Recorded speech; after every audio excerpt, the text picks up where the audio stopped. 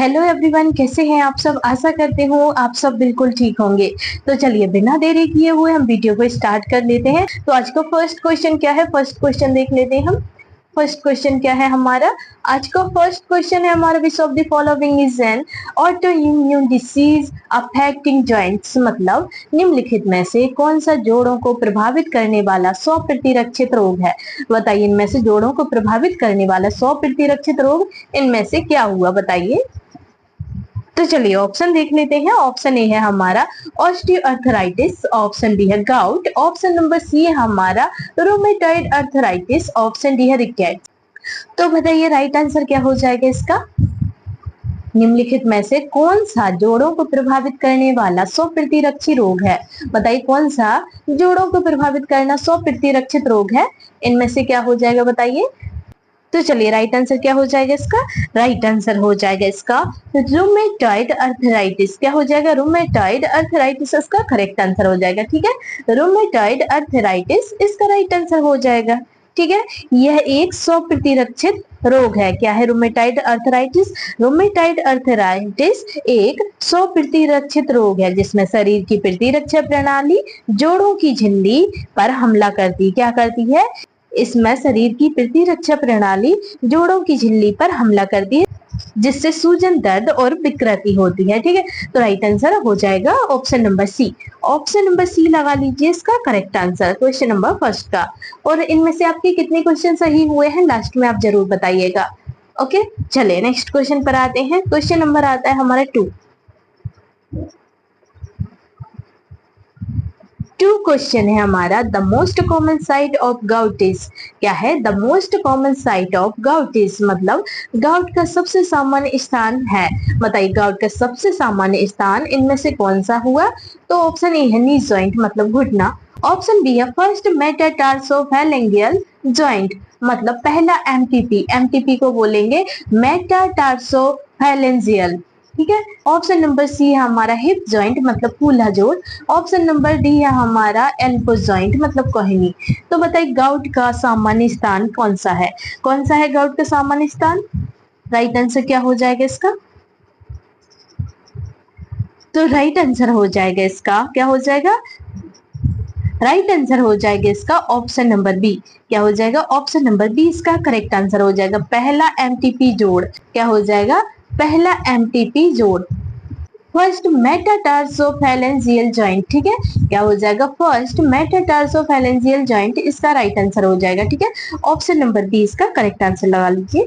Gout में सबसे सामान्य जोड़ पहला एमटीपी मतलब बड़े पैर का अंगूठा। क्या एमटीपी क्या हुआ, बड़े पैर का अंगूठा, अंगूठा जो होता है ना पैर का वो होता है। ठीक है, एमटीपी मतलब कि पैर का जो बड़ा जो अंगूठा होता है वो होता है। इसमें यूरिक अम्ल के क्रिस्टल जमकर तेज दर्द करते हैं, क्या करते हैं, इसमें यूरिक एसिड के क्रिस्टल जमकर तेज दर्द करते हैं। तो राइट आंसर इसका ऑप्शन नंबर बी हो जाएगा। चलिए नेक्स्ट क्वेश्चन पर आते हैं। क्वेश्चन आता है 3 क्वेश्चन है हमारा, ऑस्टियोपोरोसिस इज कैरेक्टराइज्ड बाय मतलब ऑस्टियोपोरोसिस की विशेषता क्या है। बताइए ऑस्टियोपोरोसिस की क्या विशेषता है, क्या हुई इनमें से। तो ऑप्शन ए है डिक्रीज्ड बोन मास मतलब हड्डी का कम घनत्व, ऑप्शन बी है इंक्रीज बोन डेंसिटी मतलब हड्डी का अधिक घनत्व, ऑप्शन सी है हमारा इंक्रीज बोन लेंथ मतलब हड्डी की लंबाई बढ़ना, ऑप्शन डी है बोन इन्फेक्शन मतलब हड्डी का संक्रमण। तो बताइए ऑस्टियोपोरोसिस की विशेषता क्या है, क्या विशेषता है ऑस्टियोपोरोसिस की। तो राइट आंसर क्या हो जाएगा, राइट आंसर बताइए इसका। तो राइट आंसर हो जाएगा इसका ऑप्शन नंबर ए। क्या हो जाएगा, ऑप्शन नंबर ए इसका करेक्ट आंसर हो जाएगा।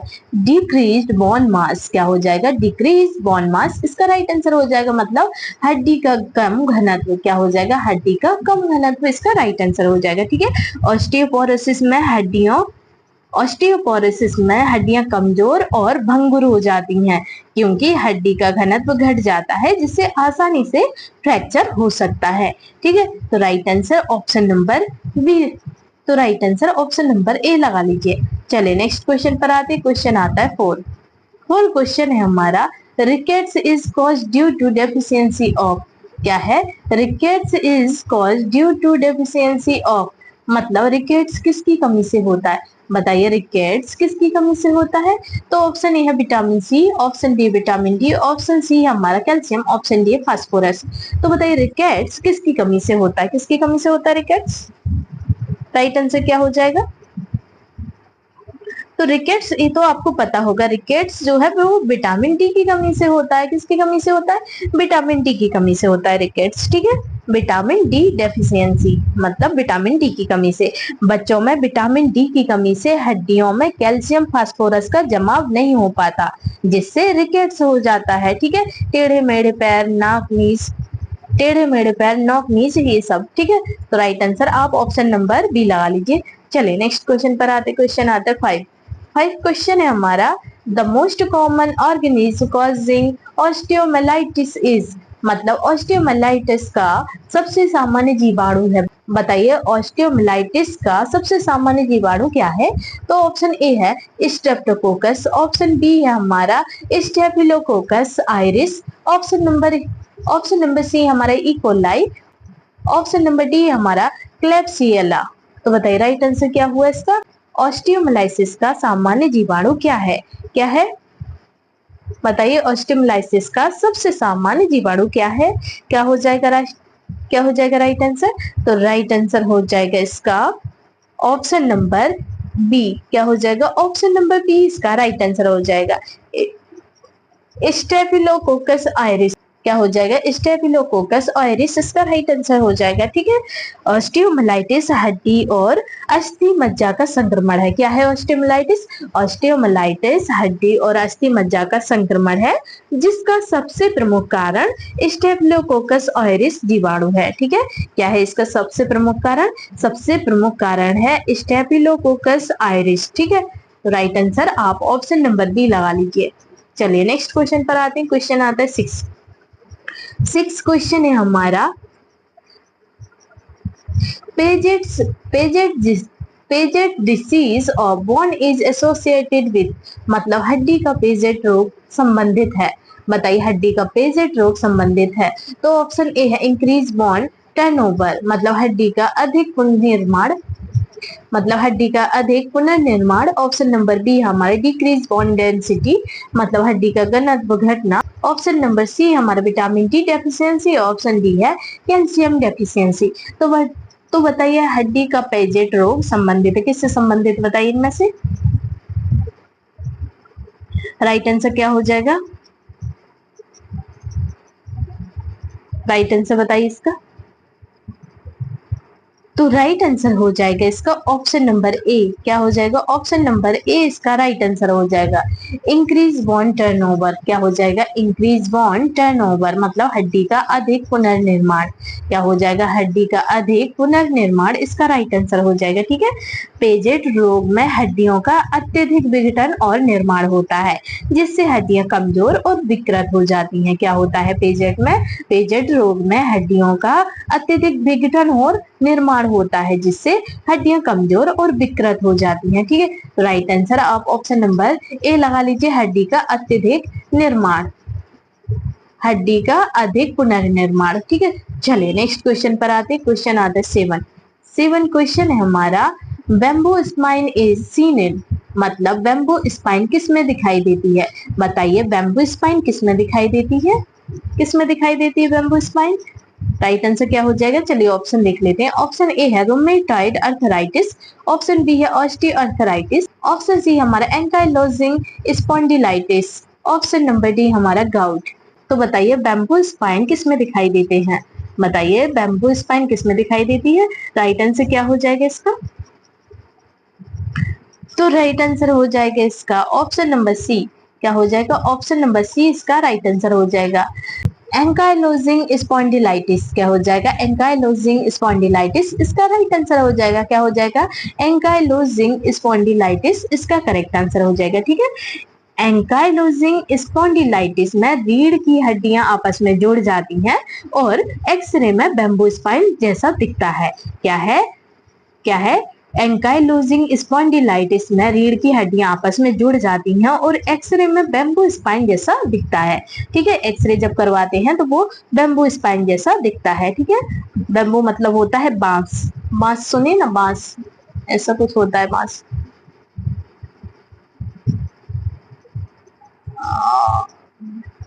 बेम्बू मतलब होता है बांस। ठीक है, चलिए नेक्स्ट क्वेश्चन पर आते हैं। क्वेश्चन आता है हमारा, क्वेश्चन आता है हमारा 8 क्वेश्चन है हमारा। टॉप 5 आर सीन इन, क्या है टॉप 5 आर सीन इन, मतलब टॉप 5 किस में दिखाई देते हैं, बताइए टॉप 5 किस में दिखाई देते हैं। तो ऑप्शन ए है ऑस्टियोआर्थराइटिस, ऑप्शन बी है gout, option C rickets, option D है स्कर्वी। तो बताइए टॉप 5 किस में दिखाई देते हैं, किस में दिखाई देते हैं। तो राइट आंसर क्या हो जाएगा इसका, तो राइट आंसर हो जाएगा इसका ऑप्शन नंबर बी गाउट। किसमें दिखाई देते हैं टॉप 5 जो है वो गाउट में दिखाई देते हैं। ठीक है, किसमें, गाउट में। गाउट के पुराने रोगियों में यूरिक अम्ल के क्रिस्टल जोड़ों और त्वचा के नीचे जमकर टॉप 5 बनाते हैं। क्या करते हैं, गाउट के पुराने रोगियों में यूरिक अम्ल के क्रिस्टल जोड़ों और त्वचा के नीचे जमकर टॉप 5 बनाते हैं। ठीक है, जिसे हम बोलेंगे, तो टॉप 5 किस में दिखाई देते हैं, टॉप 5 गाउट में दिखाई देते हैं। ठीक है, तो right answer option number B लगा लीजिए। चलिए नेक्स्ट क्वेश्चन पर आते हैं। क्वेश्चन आता है हमारा 9 क्वेश्चन है हमारा। ऑस्टियोआर्थराइटिस कॉमनली अफेक्ट्स, क्या है ऑस्टियोआर्थराइटिस कॉमनली अफेक्ट्स, मतलब ऑस्टियोआर्थराइटिस सामान्यतः किसको प्रभावित करता है, बताइए ऑस्टियोआर्थराइटिस सामान्यतः किसको प्रभावित करता है। तो ऑप्शन ए है स्मॉल, तो ऑप्शन ए है स्मॉल जॉइंट्स ऑफ हैंड्स, मतलब हाथ की छोटी जोड़ियां। ऑप्शन बी हमारा स्पाइन मतलब रीढ़। ऑप्शन सी हमारा वेट बेयरिंग जॉइंट्स मतलब नी हिप, या फिर भार वहन करने वाले जोड़ या घुटना कूल्हा। ठीक है, ऑप्शन नंबर डी हमारा ऑल ऑफ दी अबव, मतलब उपरोक्त सभी। तो बताइए राइट आंसर क्या हुआ क्वेश्चन नंबर 9 का।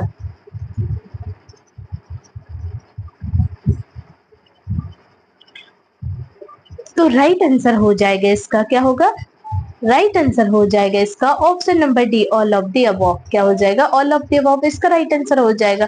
ऑस्टियोआर्थराइटिस सामान्यतः किसको प्रभावित करता है, तो ये हाथ की छोटी जोड़ियों को भी प्रभावित करता है, रीढ़ को भी प्रभावित करता है, हिप नी मतलब भार वहन करने वाले जोड़, हिप और नी मतलब कि कूल्हा और घुटना, इनको भी प्रभावित करता है। ठीक है, तो राइट आंसर हो जाएगा हमारा option number D, option number D correct answer हो जाएगा। ठीक है, option number D right answer हो जाएगा। ऑस्टियोआर्थराइटिस मुख्यतः घुटना कूल्हा रीढ़ और हाथ की छोटी जोड़ियों को प्रभावित करता है।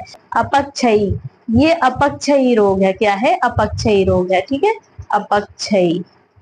चलिए नेक्स्ट क्वेश्चन पर आते, क्वेश्चन आता है हमारा 10 क्वेश्चन है हमारा। The laboratory test for rheumatoid arthritis is, मतलब रूमेटॉइड अर्थराइटिस के लिए प्रयोगशाला जांच है, बताइए बताइए रूमेटॉइड अर्थराइटिस के लिए कौन सी प्रयोगशाला जांच करते हैं। तो ऑप्शन ए है NAA टेस्ट, ऑप्शन बी हमारा rheumatoid factor, option C CRP, option number D हमारे ESR। तो बताइए रूमेटॉइड अर्थराइटिस के लिए प्रयोगशाला जांच कौन सी हुई, कौन सी हो गई, राइट आंसर क्या हो जाएगा।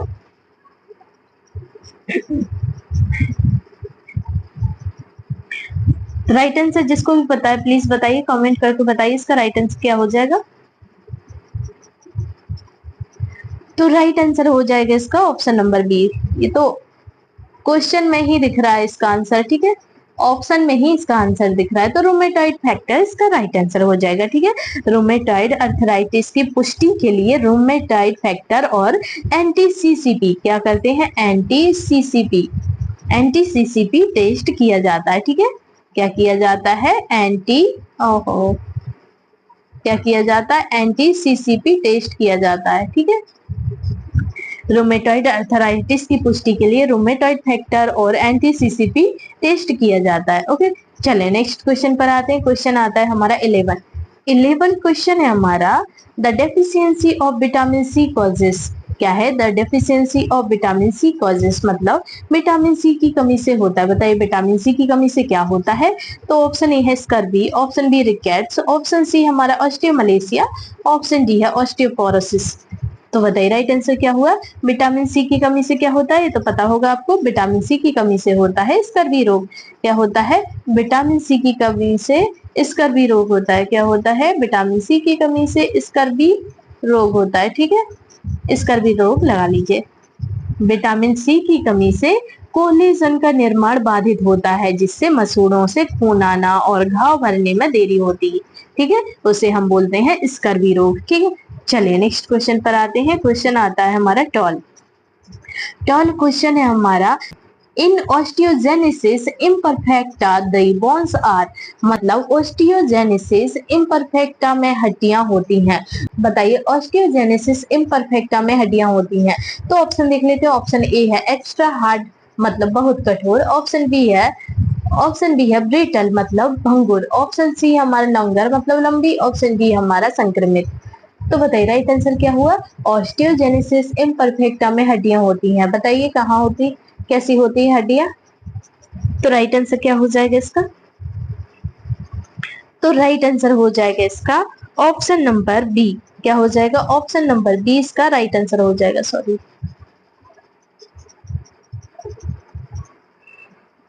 ऑप्शन नंबर बी इसका करेक्ट आंसर हो जाएगा। भंगुर, क्या हो जाएगा, भंगुर मतलब ब्रिटल। ब्रिटल इसका राइट आंसर हो जाएगा। ठीक है, भंगुर या ब्रिटल इसका राइट आंसर हो जाएगा। ठीक है, यह एक अनुवांशिक रोग है जिसमें कोलेजन बनने में गड़बड़ी होती है और हड्डियां बहुत भंगुर हो जाती हैं और बार बार टूट जाती हैं। ठीक है, क्या हो जाएगा इसका राइट आंसर। तो right answer option number B हो जाएगा। ऑस्टियोजेनेसिस जो है, ऑस्टियोजेनेसिस इम्परफेक्टा क्या है, एक अनुवांशिक रोग है जिसमें कोलाजन बनने में गड़बड़ी होती है और हड्डियां बहुत भंगुर हो जाती हैं और बार बार टूट जाती हैं। ठीक है, चलिए नेक्स्ट क्वेश्चन पर आते हैं। क्वेश्चन आता है हमारा 13 क्वेश्चन है हमारा, commonest causes of pathological fracture is, मतलब रोगजन्य फ्रैक्चर का सबसे सामान्य कारण है। बताइए रोगजन्य फ्रैक्चर का सबसे सामान्य कारण है। तो ऑप्शन ए है हमारा ऑस्टियोमाइलिटिस, ऑप्शन बी है हमारा ऑस्टियोपोरोसिस, ऑप्शन सी है रिकेट्स, ऑप्शन डी हमारा ऑस्टियोआर्थराइटिस। तो बताइए रोगजन्य फ्रैक्चर का सबसे सामान्य कारण इनमें से क्या हुआ। क्या हो जाएगा राइट आंसर। तो राइट आंसर जो है वो हो जाएगा इसका ऑप्शन नंबर बी। क्या हो जाएगा, ऑप्शन नंबर बी हो जाएगा इसका राइट आंसर, ऑस्टियोपोरोसिस। ठीक है, तो रोगजन्य फ्रैक्चर का सबसे सामान्य कारण है तो वो है ऑस्टियोपोरोसिस। ठीक है, ऑस्टियोपोरोसिस उसका करेक्ट आंसर हो जाएगा। ठीक है, ऑस्टियोपोरोसिस में हड्डियां इतनी कमजोर हो जाती हैं कि बिना ज्यादा चोट लगे भी फ्रैक्चर हो सकता है। क्या है, ऑस्टियोपोरोसिस में हड्डियां इतनी कमजोर हो जाती हैं कि बिना ज्यादा चोट लगे भी फ्रैक्चर हो सकता है। ठीक है, तो उसे हम बोलेंगे ऑस्टियोपोरोसिस। ठीक है, चलिए नेक्स्ट क्वेश्चन पर आते। क्वेश्चन आता है 14 क्वेश्चन है हमारा, गैनोबलगम मतलब knock knees is seen in, बताइए नॉक नीज किस में देखे जाते हैं। बताइए नॉक नीज किस में देखे जाते हैं, इनमें से किस में देखे जाएंगे। तो ऑप्शन ए है रिकेट्स, ऑप्शन बी है ऑस्टियोपोरोसिस, ऑप्शन सी है ऑस्टियोमाइलिटिस, ऑप्शन डी गाउट। तो बताइए राइट आंसर क्या होगा। नोक नीज किस में देखे जाते हैं, किस में देखे जाते हैं नोक नीज।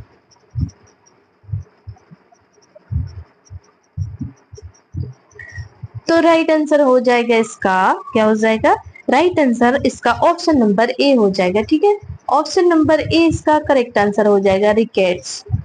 क्या हो जाएगा, रिकेट्स इसका राइट आंसर हो जाएगा। ठीक है, रिकेट्स विटामिन डी की कमी से होता है। ठीक है, रिकेट्स विटामिन डी की कमी से बच्चों के पैरों में टेढ़ापन आता है। रिकेट्स से क्या होता है, रिकेट्स में बच्चों के पैरों में टेढ़ापन आता है जिसे नॉक नीज कहते हैं। क्या कहते हैं, जो बच्चों में टेढ़ापन आ जाता है, रिकेट्स जिन बच्चों में होता है उसे हम बोलेंगे नॉक नीज, मतलब कि जो टेढ़े मेढ़े हाथ पैर हो जाते हैं, टेढ़े मेढ़े पैर हो जाते हैं तो उनको नॉक नीज कहा जाता है। ठीक है, नॉक नीज याद रख लीजिएगा, ये क्वेश्चन अच्छा क्वेश्चन है। ठीक है, आईएमपी क्वेश्चन है ये क्वेश्चन। तो रिकेट्स को नॉक नीज भी कहा जाता है, ठीक है, ये समझ लीजिए आप। चलिए नेक्स्ट क्वेश्चन पर आते हैं। क्वेश्चन आता है हमारा